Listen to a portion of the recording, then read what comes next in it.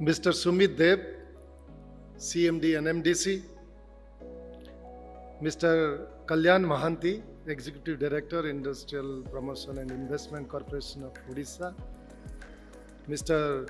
Sundar Raman, Vice President, Raw Material, Tata Steel, Mr. Sabyasachi Mahanti, Director Operation, Odisha Mining Corporation, Madam Monica Bachchan, Founder and Entrepreneur, Metalogic Projects Management Services Private Limited. Distinguished guests, Mr. Rao, Mr. Pankaj Satija, ladies and gentlemen, press and media representative. I must thank Madam Monica for giving me this opportunity to address the people who really matter to ensure our future. I may be wrong to speak this in a meeting which is related to ease of doing business in mining in India, but as our dignitaries have already spoken, many aspects of mining in India, particularly Director OMC, he spoke about the modernization of mining, which is a major requirement for sustainable mining. Mr. Raman pointed out the changes that have already done in to make it easy to have a better mining business in India. At the outset, Mr. Sumit Dev definitely introduced the topic. So I don't think, and Mr. of course Mahanti, he has absolutely in a detailed manner, he invited all of us to invest in Odisha and the kind of atmosphere they are providing for the business community, for the mining community to go ahead their business in Odisha. Before I start speaking on the topic, I must tell you we are blessed as an Indian because India is a very rich source of mines and minerals. More than 95 minerals, metallic, non-metallic, atomic, as well as minor minerals, they are in India. If you name coal, we are the second highest producer. Aluminium, chromite, we are the third largest. Iron, fourth, bauxite, fifth. If we go on speaking the name of the mines, so we have a position in the world. So being so much resourceful, we have to analyze ourselves. Are we able to justify our resource? What is our contribution to the GDP? It is somewhere from 2 to 3%, rightly pointed out by Mr. Raman while speaking.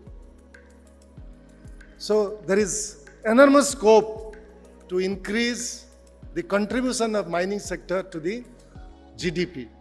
The employment, more than 2.3 million of direct employment mining sector is providing to our nation. And if you consider the indirect employment, it is more than 10 times of the direct employment. More than 23 million indirect employment. So the mining sector is contributing to a large extent, not only to the people who are employed, but also to the common people of India. So absolutely there is a need to make this mining business easy. That's why ease of doing business concept came. So how we can simplify the processes.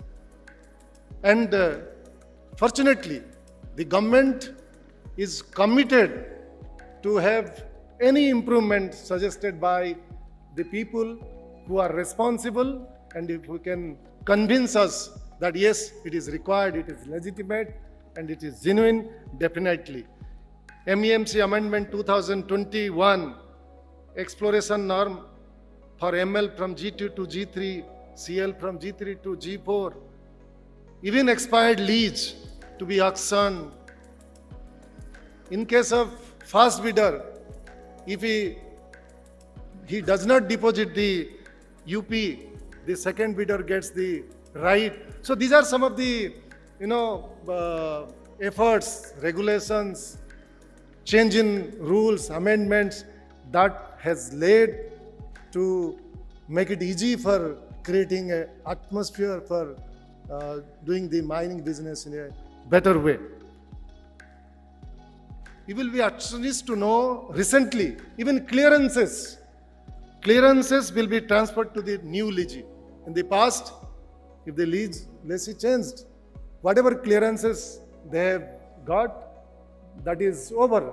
They have to go for new clearances. Now, because of this change, now the clearances also getting them as it was to the previous mine owner. The environment clearances processes has also been changed. EC for even non-coal less than 250 hectares, it is now one can get it from SIA, State Environment Impact Assessment Authority. So these are certain changes. If we go on listing, we have done wonderful amendments, changes, regulations to make our business easy. But it is not all. There is always a scope for improvement. If it is properly addressed, then definitely it is a process that goes on changing to create a better atmosphere. Recently, if you, many of us may not be knowing, forest conservation rule that came in 2022, that is having a tremendous impact in reducing the time. There was a lot of criticism. Forest clearances getting so much of time. Now, in the past, DFO to conservator to in some state, regional chief conservator, then nodal officer to PCCF, state government to regional office to ministry. So a lot of time was going there. So in the state, now they have created a project monitoring committee for scrutiny. So at nodal officer level only, whatever proposal is submitted, they sit and they decide whether the ETS, multiple ETS is over now. Whatever, the committee will sit and say yes or no, whether we will go ahead with the proposal. If yes, so whether there are certain lacuna in the project. So one time ETS, if ETS is met out, so the nodal officer, now in the nodal officer office level only, the proposal will move to the state government, then to ministry. The second one, delegation. You will be astonished to know most of the forest diversion cases, they are approved at a regional office level. Whatever may be the size of the forest land involved, all linear projects, roads, railway, transmission line, pipeline, conveyor, slurry pipe, canal, whatever, if it is a linear project, it will be approved at the regional officer level. 5 hectares of mine also in the regional officer level. 5 to 40 hectare other than mine, again in the regional officer level. For more than 40 hectares of forest land diversion, and for mine more than 5 hectare, that is only going to ministry. So these are all kind of measures that are being done to simplify, to reduce the hurdle, so that the people who are doing the business, they can get a better opportunity and better ease of doing things. Recently, many may not be knowing, the compensatory afforestation rule, that has also been changed.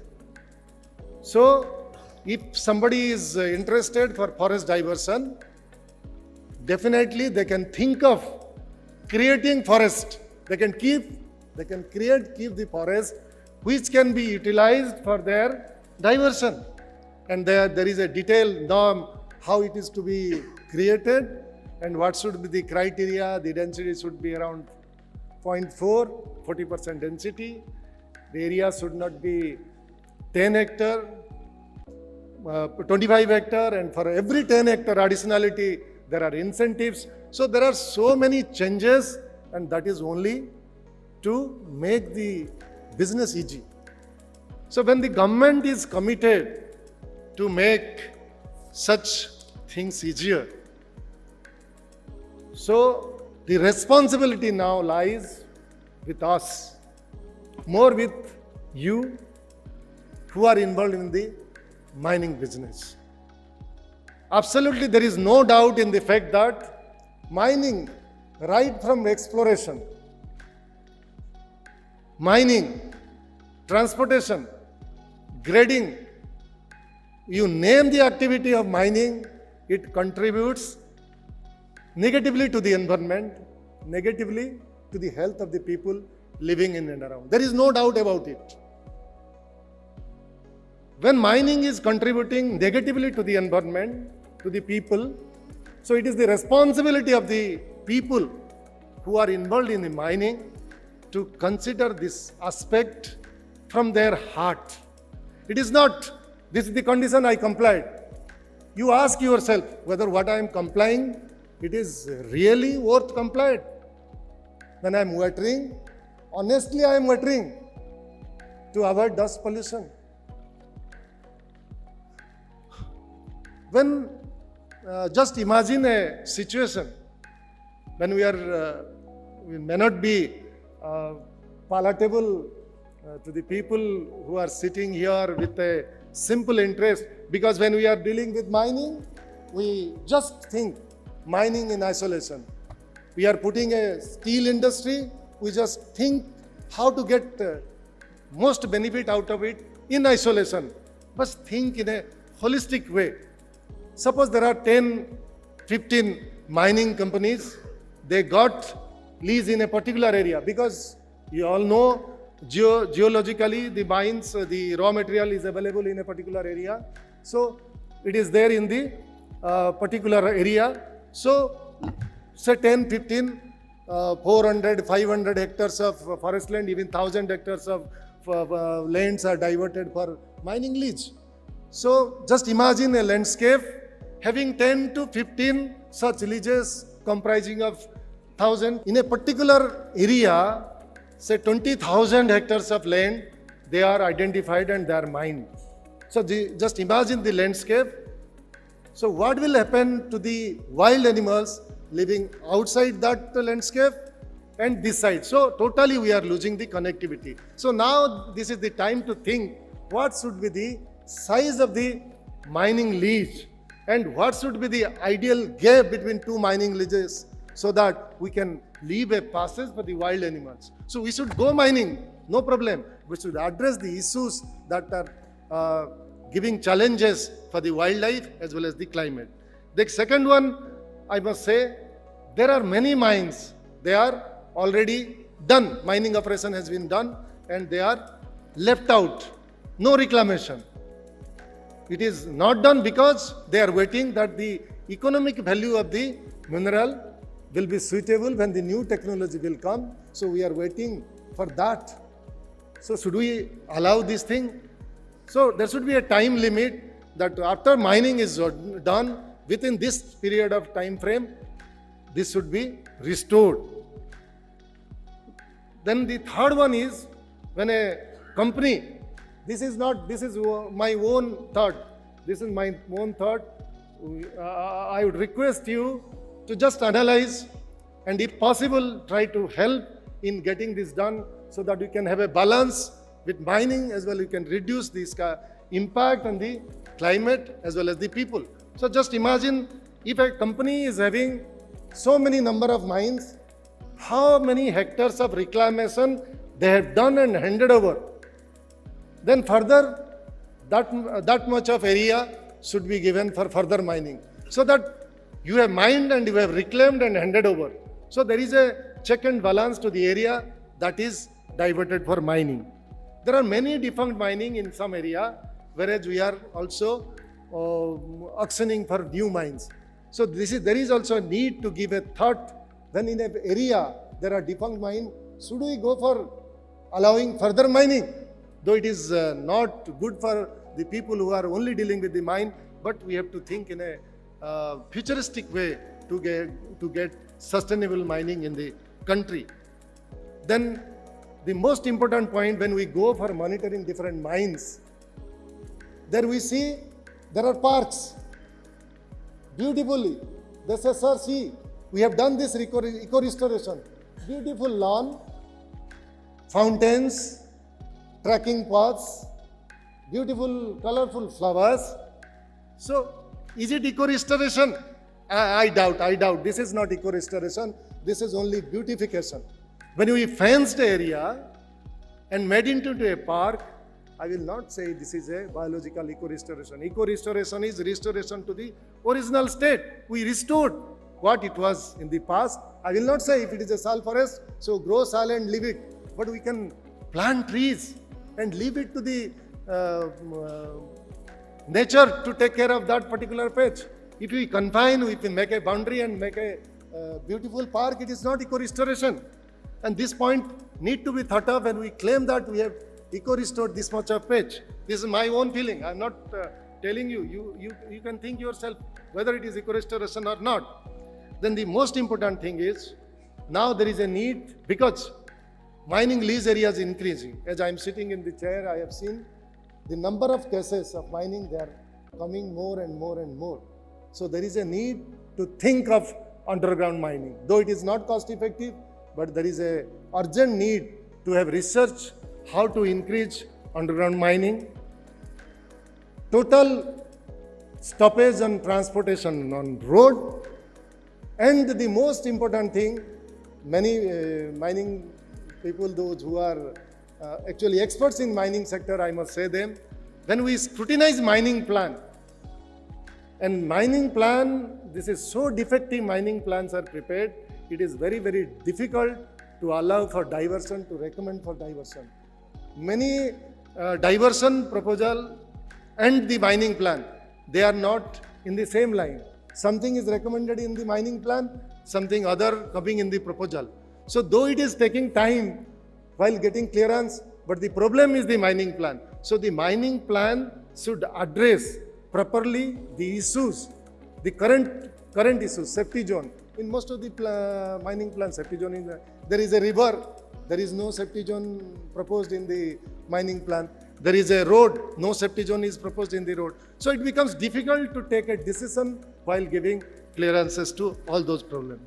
So because time is less, what I wanted to tell to you, mining is important, no doubt, but our wildlife, our nature, our environment are equally important to take us to a longer time.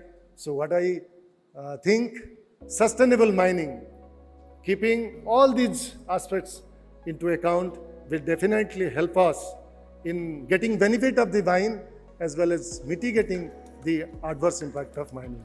Thank you so much.